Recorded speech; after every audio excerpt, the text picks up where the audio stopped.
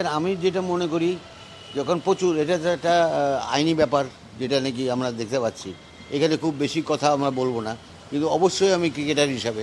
সাকিবের পাশে থাকব এই জন্যই থাকবো যে আপনার মামলা হইতেই পারে মামলা হওয়া মানেই ডাজন্ট ম্যাটার যে আমি একটা অপরাধী এক দুই নম্বর হলো যে এমন একটা সময় একজন রিড করলেন যেটা আমার কাছে এখন প্রশ্ন জাগে যে এই সময়টাই কি ওনার জন্য উনি বেছে নিলেন যখন নাকি সে দেশের জন্য প্রতিনিধিত্ব করছেন এবং খেলছেন তার যদি কোনো অন্যায় হয় বা কিছু হয়ে থাকে তার অনেক কিছু থাকতে প্রত্যেকটা মানুষ আমার আপনার সবারই আছে বাট মামলা মানে এই না যে আমি দোষী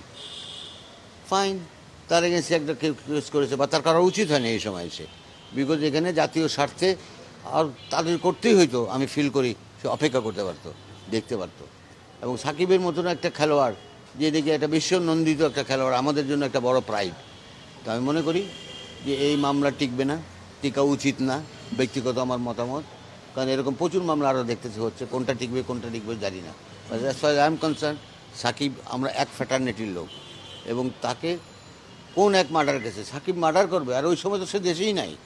সে তো দেশের বাইরে সে ফ্র্যাঞ্চাইজি খেলতেছে আমেরিকাতে মেজর কাপ তারপরে সে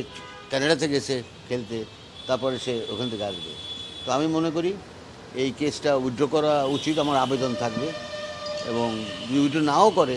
ক্রিকেট বোর্ড তার পাশে দাঁড়িয়েছে আমি স্যালুট করি এই বর্তমান কমিটিকে ইন্টারিম কমিটি যেটা আমাদের ক্রিকেট বোর্ডের যে তারা বলেছে যে উইল স্ট্যান্ড বাই হিম